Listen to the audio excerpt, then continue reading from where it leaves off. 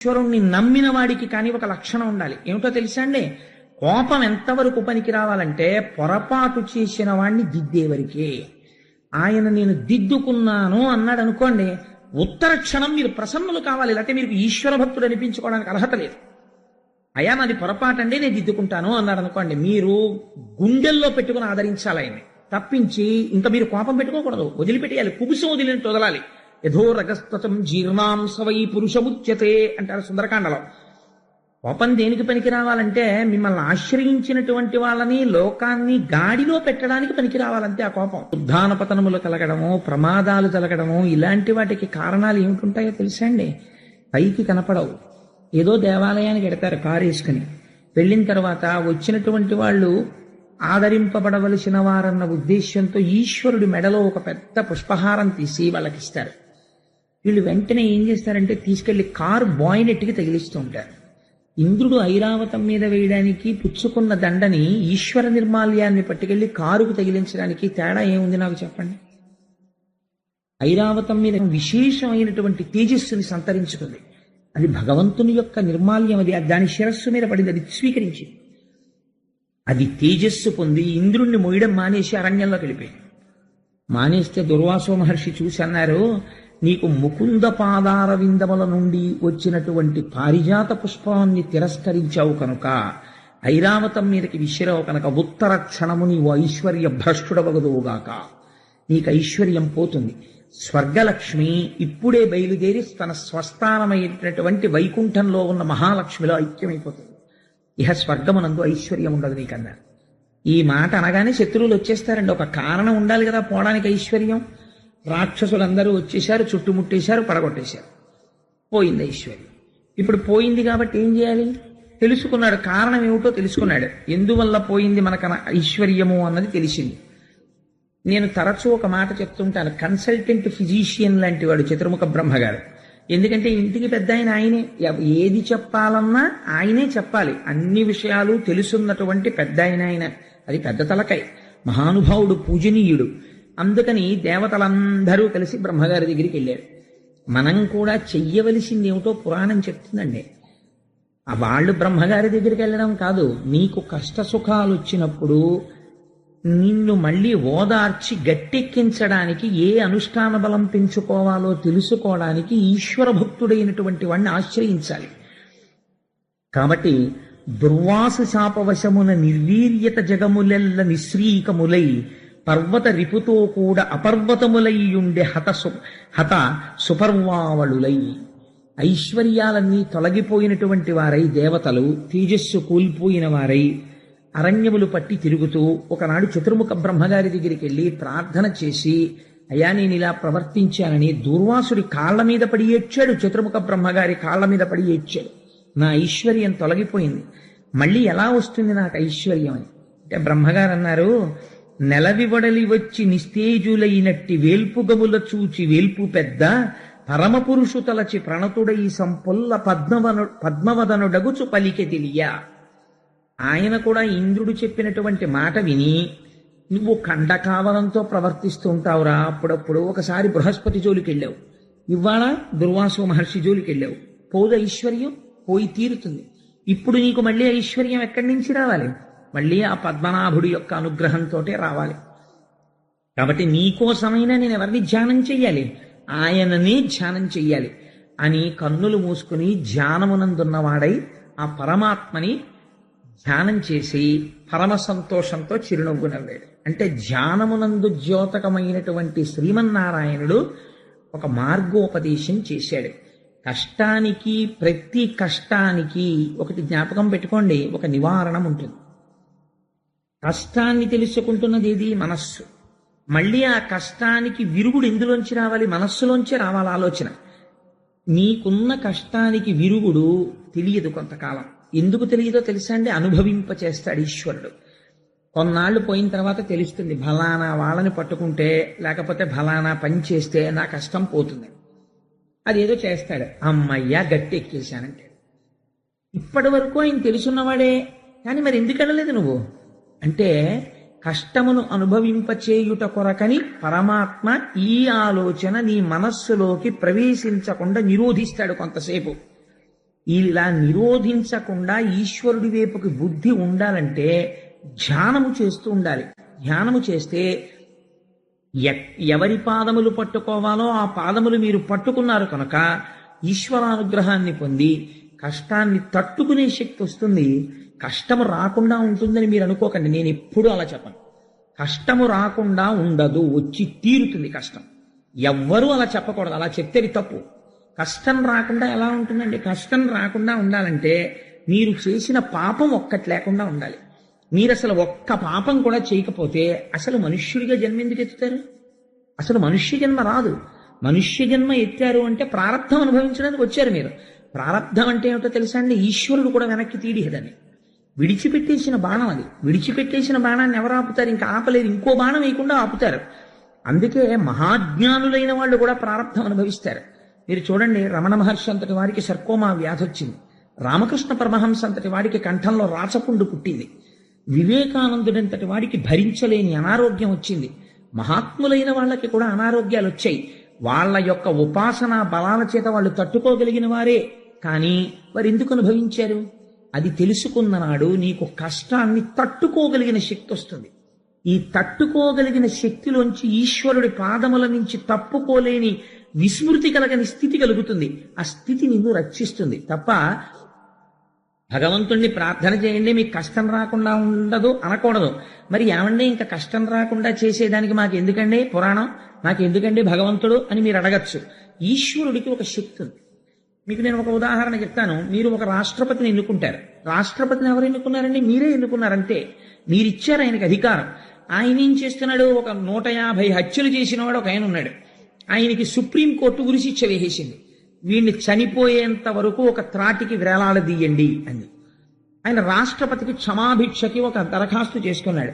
రాష్ట్రపతి గారు అన్నారు, మార్చి వీడిని యావజ్జీవిత కారాగార శిక్షగా మారుస్తున్నాను, వీడు బతికున్నంత కాలం ఖైదులో ఉంచండి అన్నాడు.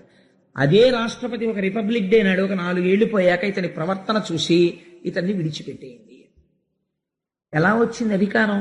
ఒక సర్వోన్నత న్యాయస్థానం చెప్పిన దానికన్నా ఒక రాష్ట్రపతికి అధికారం ఎక్కడి నుంచి వచ్చింది అంటే, మీరు ఎన్నుకున్నటువంటి ఒక రాష్ట్రపతికే మీరు ప్రశ్నించలేని అధికారం ఉంటే, ఈ సర్వబ్రహ్మాండములకు సృష్టికర్త అయి సూర్యచంద్రుల యొక్క గమనమును శాసించగలిగినటువంటి పరమాత్మ మీ కష్టానికి రావలసినటువంటి ఫలితాన్ని బాగా తగ్గించడంలో ఆయనకి ఎందుకు ప్రమేయం ఉండదు? ఉంటుంది.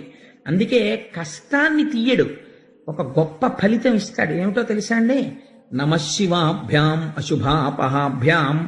రోజు ప్రార్థనా శ్లోకంలో ఒక మాట చెప్తాం, ఆపదామపహర్తారం దాతారం సర్వసంపదాం. దాకి ఒత్తేస్తుంటారు కొంతమంది, దాతారం అనకూడదు, దాతారం సర్వసంపదాం. లోకాభిరామం శ్రీరామం భూయో భూయో నమామ్యహం. అంటే మీకు ఒక భయంకరమైనటువంటి కష్టం రావలసి ఉన్నది, మీకు తెలియదా కష్టం వస్తోందని. నేను ఒక రోజు ఉదయం నిద్ర లేచిన తర్వాత ఆ రోజు నాకేదో ఒక ప్రమాదకరమైనటువంటి ఒక ఊచ పోసుకుని ఈ చెయ్యి ఇంత మేర తెగిపోయి రక్తస్రావం అయిపోవాలి. కానీ నేను భాగవతం చెప్తున్నాను, నా మనస్సు కృష్ణ కథ మీద నిమగ్నం అయి ఉంది. ఇవాళ సాయంకాలం ఏం చెప్దామని ఏదో ఆలోచిస్తున్నాను ఆఫీసులో. ఆ భయంకరమైనటువంటి ఘడియ రాని వచ్చింది. అప్పుడే జరగాలి, కాలమునందే ఫలితము ప్రకటింపబడుతుంది. ఈ సమయంలో ఈశ్వరుడు గురించి చింతన చేస్తున్నాడు. ఇప్పుడు ఈశ్వరుడు రక్ష చెయ్యాలి కాబట్టి ఏమవుతుంది? దేనికో జేబులో చెయ్యి పెట్టి ఇలా తీశాడు. తీస్తే ఆ కుర్చీ కింద ఉన్నటువంటి ఒక బోల్ట్ చేతిని చీరింది.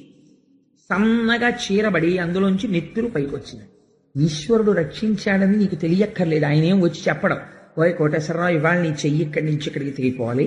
కానీ నువ్వు ఈశ్వరుడు యందు మనస్సు మగ్నమై ఉండడం చేత గీరి వదిలిపెట్టాను అని మీకేం చెప్పడైన. అందుకే నిన్నటి రోజున గజేంద్రుడు అన్నాడు, స్త్రీ పురుష నపుంసకమూర్తియును కాక తిరియక్కమరణనాదిమూర్తియును కాక కర్మ గుణభేద సదసత్ప్రకాశి కాక వెనుక నన్నియుతానగు విభుతలంతో మీ వెనకాతలే ఉండి మిమ్మల్ని రక్షించుకుంటాడు.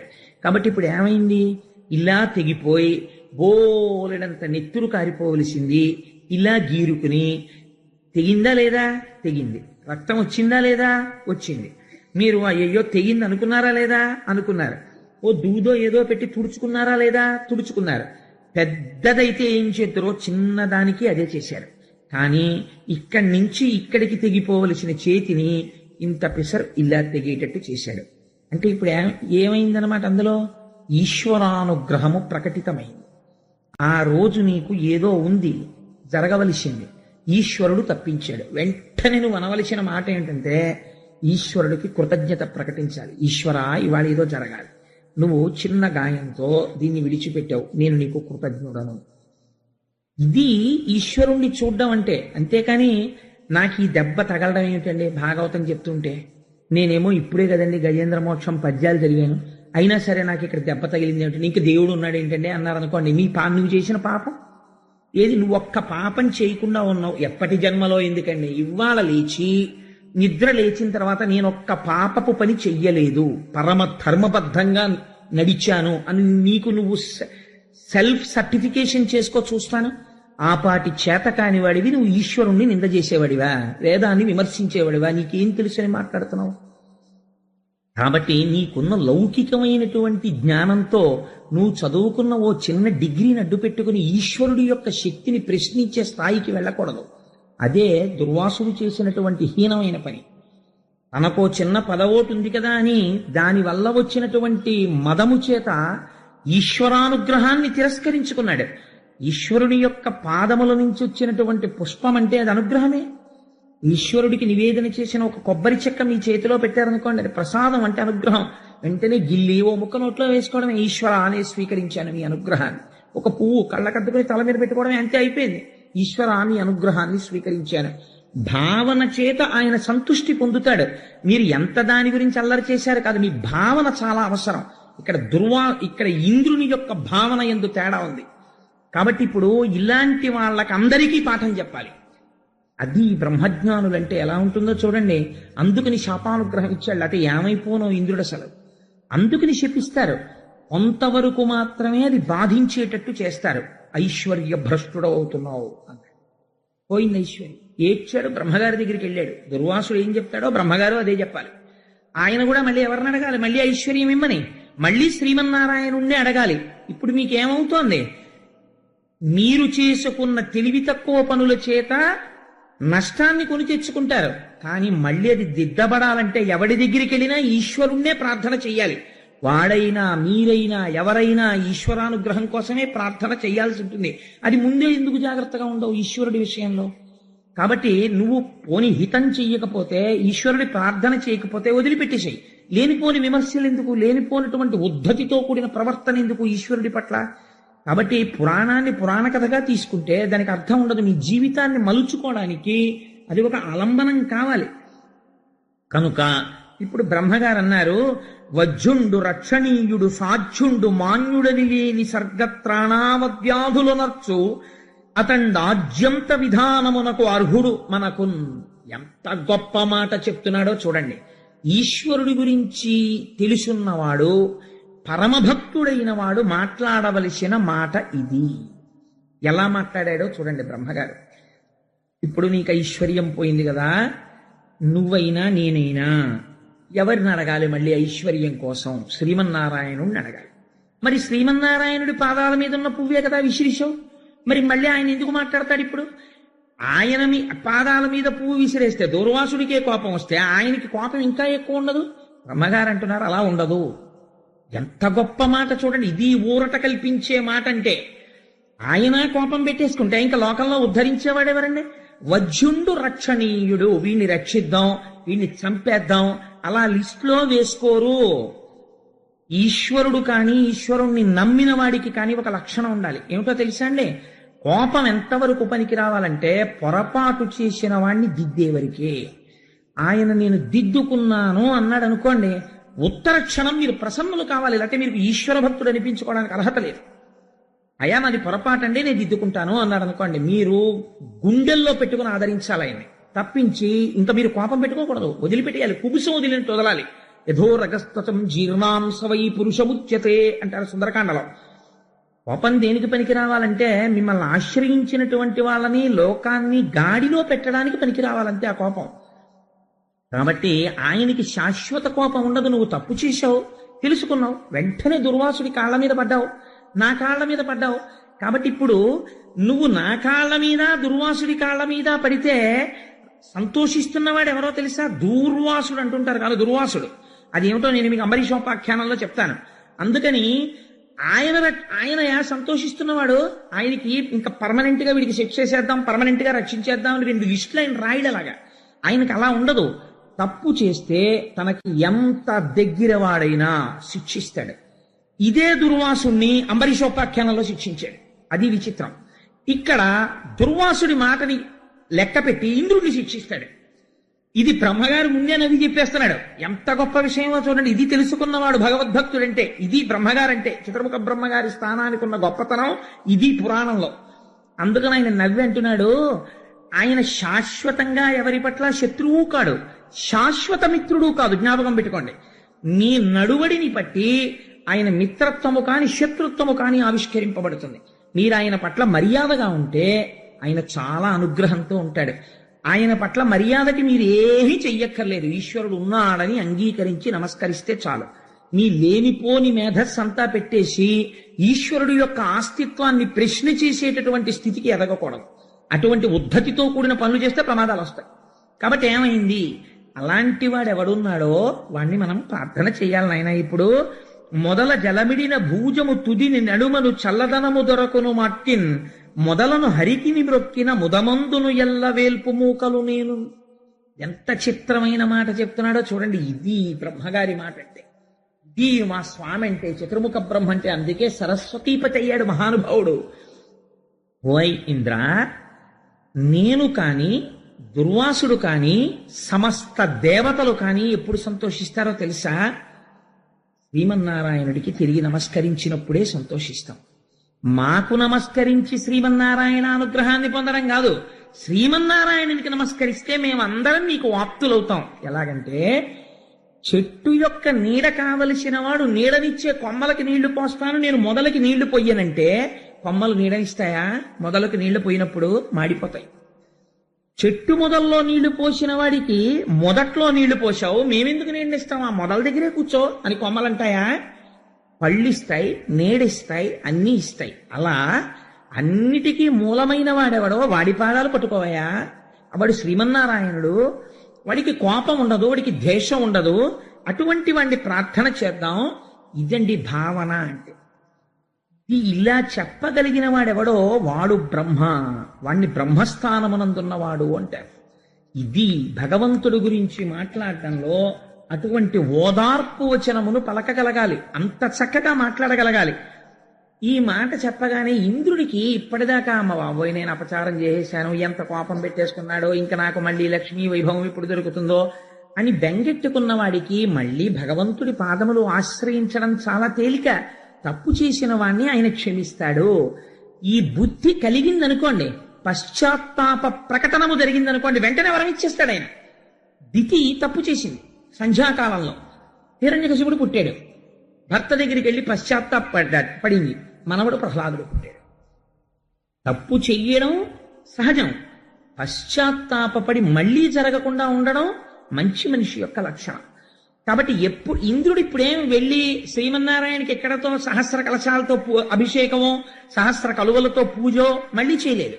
మీరు ఇది గమనించాలి. పురాణంలో ఇంద్రుడు లోపల వెంటనే అవును నిజమే, నా స్వామి పాదాలే పట్టుకుంటాను, ఆయన చేత్తో వచ్చిన పువ్వే కదా విసిరిశాను, పొరపాటు అదే కదా జరిగింది, స్వామి నాది తప్పే మన్నించు. ఒక్క మాట ఇలా అనుకుని మనసులో నమస్కారం చేశాడంతే. ఇలా అనేటప్పటికీ ఏమైంది? అది విచిత్రం.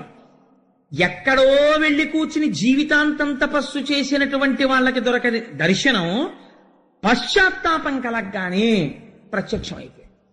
ఎలా ప్రత్యక్షమయ్యాడు? ఒకవేయార్కులు కూడినట్టి కరువయ్య జత్ప్రభాభూతితో ఒక రూపై చనుదించు మాట్య హరిదానొప్పారే ఆ వేలుపుల్ వికలాలోకనులై విషణ్ణమతులై విభ్రాంతులై మ్రోలగానక శంకించిరి కొంత ప్రొద్దు విభుగానంబోలునే వారికి. ఎంత చిత్రమైన మాట చూడండి.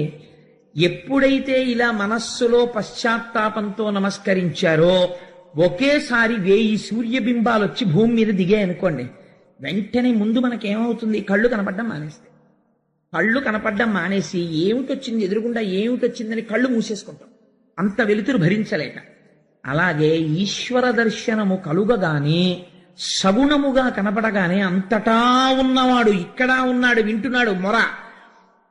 అసలు చూడలేకపోయారు, చూడలేక కళ్ళు మూసేసుకున్నారు. ఎదురుగుండా ఉన్నదేదో అర్థం చేసుకోలేకపోయారు. ఇప్పుడు చూడడానికి కూడా ఈశ్వరానుగ్రహమే ప్రసరించింది. ఇది గమ్మత్తు. ఆయన్ని చూడడానికి ఉపకరణం ఏమిటో తెలుసా అండి? ఆయన అనుగ్రహమే. ఆయన అనుగ్రహంతోనే ఆయన్ని చూడాలి, లేకపోతే చూడడం కూడా కుదరదు. ఇప్పుడు ఆయన అనుగ్రహంతో ఆయన అంతటా వ్యాపించిన వాడు ఈ కంటితో చూడటానికి వీలుగా వచ్చి నిలబడ్డాడు. నిలబడితే ఈశ్వరానుగ్రహంతోనే చూశారు.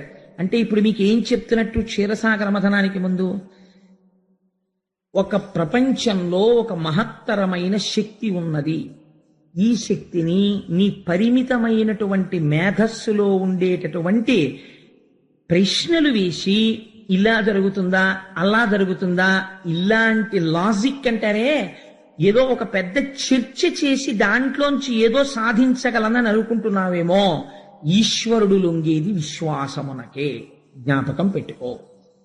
పువ్వు కాదు, పువ్వు ప్రసాదం ఏమిటి? అవిశ్వాసం, పోయిందంతే ఐశ్వర్యం. ఈశ్వరుడి పాదాలు పట్టుకుంటే వస్తుంది ఈ విశ్వాసం. మళ్ళీ అనుగ్రహం కాదు, ఏకంగా ప్రత్యక్షం అయిపోయాడు ఆయన. ఇప్పుడు ఆయన కనబడ్డాడు, మళ్ళీ ఆయన అనుగ్రహంతోనే కనబడ్డాడు ఆయన, లేకపోతే చూడలేవు ఈ కళ్ళు అని నమస్కరించి వీళ్ళందరూ ప్రార్థన చేస్తే, వీళ్ళందరి పనుపున పెద్ద ఆయన ఉన్నాడు చతుర్ముఖ బ్రహ్మగారు, ఆయనే ప్రార్థన చేస్తున్నాడు. ఎంత గొప్ప ప్రార్థన చేశాడో చూడండి. ఈ పద్యం నేను అనుకుంటున్నాను అసలు ప్రతి వాళ్ళకి ధారణలోకి రావాలండి. పద్యం పోతన గారి గొప్పతనం ఏమిటంటే ఆంధ్రీకరించడంలో చాలా పెద్ద పెద్ద విషయాల్ని చాలా చిన్న చిన్న పద్యాల్లో రాస్తారు. పెద్ద పెద్ద సీస పద్యాల్లో రాయరు. చాలా చిన్న కందం, తేటగీతి, ఆట వలది ఇలాంటి వృత్తాల్లో ఇస్తారు ఆయన. ఆయన అంటున్నారు, అన్నం అవనీయందు అమృతంబు గోవులయందు వహ్వి సమిధలందు అమరయోగ వశత పొందునోజను బుద్ధిచే అగను నిన్ను కాంతురాత్మవిధులు. భగవంతుణ్ణి బాగా ఎరుకగలిగినటువంటి జ్ఞానమున్నవారు ఈశ్వరుణ్ణి ఇక్కడున్నాడు అక్కడ లేడు అని కాకుండా అంతటా చూడగలరు. ఎలా చూడగలరు? వాళ్ళకి నామరూపాలు కనపడవా అంటే ఆయన 3 ఉపమానాలు ఇచ్చారు.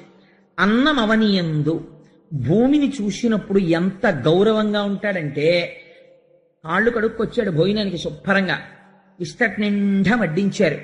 కాళ్ళు చేతులు అని కదా అంటాం మనం. భోజనానికి ఇక్కడ వరకు వచ్చి కూర్చోవడానికి ఏవి ఆధారమయ్యాయి? కాళ్ళు ఆధారమయ్యాయి. తినడానికి పనికొస్తున్నవి ఏవి ఆధారమయ్యాయి? చేతులు ఆధారమయ్యాయి. తినడానికి మాత్రం పనికొస్తారా?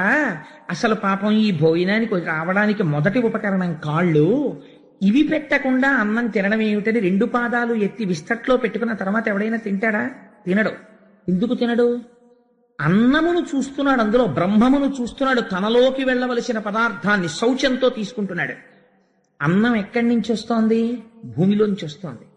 కాబట్టి భూమిని, అన్నాన్ని ఎంత పవిత్రంగా చూస్తున్నావో భూమిని ఎంత పవిత్రంగా నువ్వు చూడగలిగితే నా పోషణ భారమంతా ఇందులోంచే జరుగుతోంది అని నువ్వు గుర్తించగలిగితే దాని యందు నీకు భక్తి కలుగుతుంది.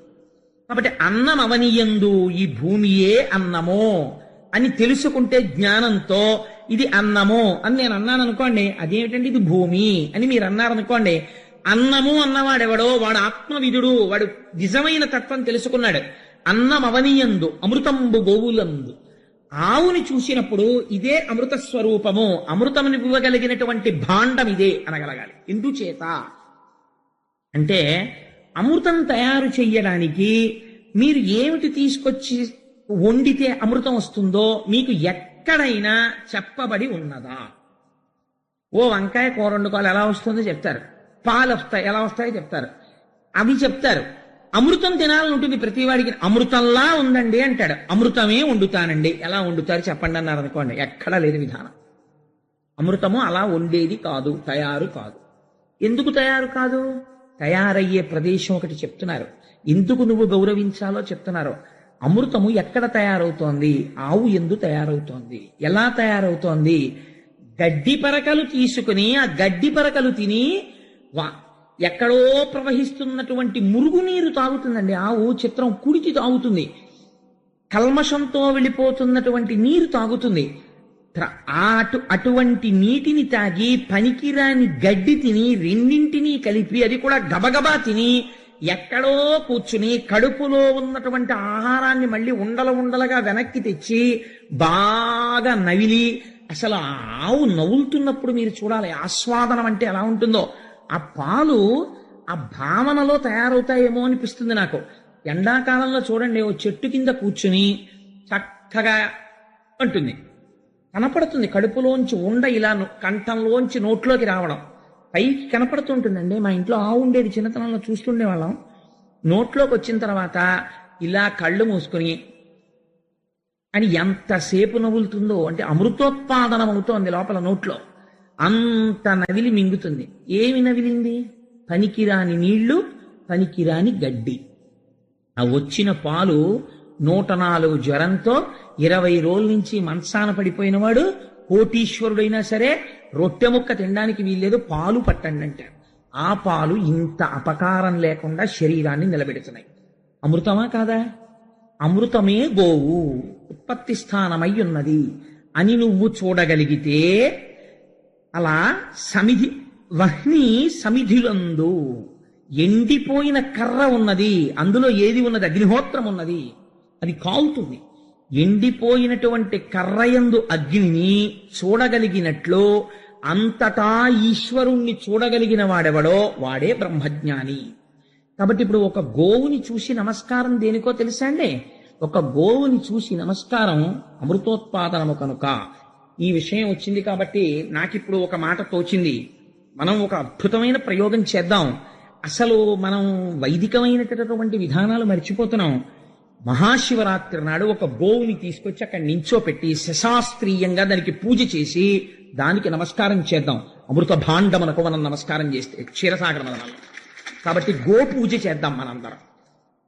కాబట్టి అన్నమవనియందు అమృతంబు గోవులయందు వహ్ని సమిధలందు అమర యోగ వశత పొందు నోజను బుద్ధిచే అగను నిన్ను కాంతురాత్మ విధులు. మా సత్యనారాయణ రెడ్డి గారు తలుచుకుంటే ఎంతసేపు అండి ఓ ఆవు దూడ తెప్పించి పూజ చేయడం. అద్భుతంగా చేద్దాం చక్కగా.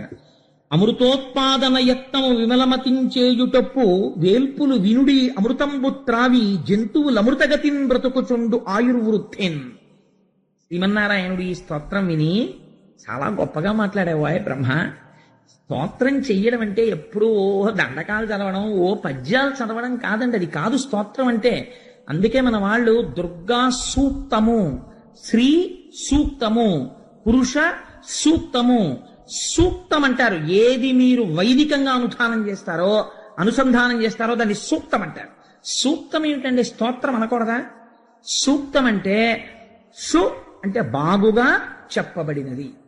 మీరు ఇక్కడ దర్శనం చేసి లోపల ఈశ్వరుడి గురించి అనుకుంటున్నవేవున్నాయో అవి సూక్తములు. మీరిక్కడ మనసుతో చూసి రేపు ఇక్కడ ఒక గోవుకి పూజ జరుగుతోంది అనుకోండి, మీకు ఈ పద్యం జ్ఞాపకానికి వచ్చి ఆ గోవు యందు అమృత భాండమును చూస్తూ మీరు నమస్కారం చేస్తున్నారనుకోండి, అనారోగ్యం ఎందుకు వస్తుందండి? రాదు. ఆ గోవుని చూస్తూ పూజ చేస్తూ నమస్కారం చేస్తున్నారనుకోండి, గోవు పృష్ఠభాగమునందు లక్ష్మీ స్థానం ఉంది, మీకు దరిద్రం ఎందుకు వస్తుంది? ఐశ్వర్యం నిలబడిపోతుంది. గోవు వంక చూస్తూ మీరు నమస్కారం చేస్తూ దాని మీద పువ్వులు పడ్డాయనుకోండి, 33 కోట్ల మంది దేవతలకు అందుతాయి ఆ పూజ. కాబట్టి ఇంకా మహాశివరాత్రి నాడు మీరు ఏం చేయాలో గోవుకు పూజ చేస్తే. కాబట్టి భావన చేత సంతుష్టి పొందుతుంది. భావన మాత్ర సంతుష్టాయై నమః అని లలితా సహస్రంలో అమ్మవారికి పేరు. ఇక్కడ భావన చేత అక్కడ పూజ అందబడుతూ ఉంటుంది. మీరు కర్మేంద్రియాలతో చేసే పూజ కాదు, ఇక్కడ భావన నడుస్తూ ఉండాలి. అది అందం అంటే. సరే, అందుచేత ఆయన అన్నారు, దీనికి పొంగిపోయాడు ఆయన ఈ స్తోత్రానికి. అంటే తెలుసుకోవలసినది తెలుసుకుని చెప్పినది ఏదో అది సూక్తమో. అది లౌకికమైన క్వాలిఫికేషన్స్ కి దొరికేది కాదు. నేను ఎంఏ చదివానండి, నేను ఎంఎస్సీ చదివానండి, నేను ఎంకామ్ చదివానండి, నీకేమైనా ఓ 1000 రూపాయలు ఎక్కువ వచ్చి నీ ఇంట్లో కాస్త ఇంకో మేడేసుకుని ఇంకో 2 ఆధారాలతో అన్నం తినడానికి పనికొస్తుందేమో, అదంతే. కానీ ఆ చదువు వేదము కాదు. నువ్వు ఏది తెలుసుకున్న తరువాత వేరొకటి తెలుసుకోవలసిన అవసరము లేదో ఆ చదువు కాదు నువ్వు చదువుకున్న చదువు. అది నీ కుక్షింభరత్వానికి, కడుపు నింపడానికి పనికొచ్చే చదువు అంతే.